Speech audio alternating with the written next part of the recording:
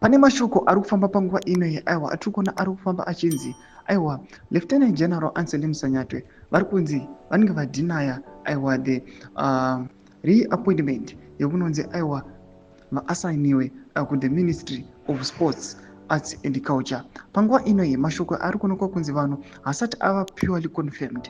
Panapa tuna kuti mahunga ari kutendera pasocial media ndo zvari kufamba achitaura, but pane mashoko anobuda achitaura pamusoro pe-this issue nemaspeculations. Don't be subscribe or like or turn the bell icon.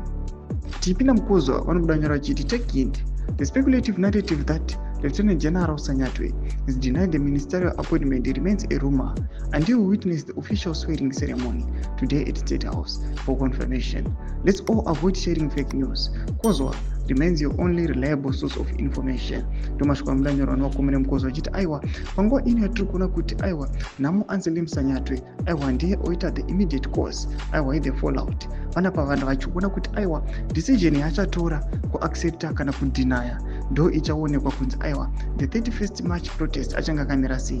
We are seeing bombshogeza aramba achiburitsa maaddresses ake panguva ino pane marumors ari kufamba achinzi aiwa kunyange nemumabarracks umo aiwa makutotanga kutojamukiwa zvava kutoonekwa kutonzi aiwa asi ndizvo zvazvanga zviri aiwa pasati paitwa this scandal aiwa iri kubuda ichitaurwa kunzi aiwa Anselm Sanyatwe aiwa obviswa saarmy general panguva inoi achiendesa kuThe Ministry of Sports. Chitiko chasvorwa nevanhu pamwe chete charangwa neconstitution chionekwa kunzi aiwa chiri kuviolata various sections of the constitution. Tudze mafungiro enyu muri kudii pamusoro pechitiko ichi. Pinda comment section medu tudze mafungiro enyu. Subscribe or like, turn on the bell icon.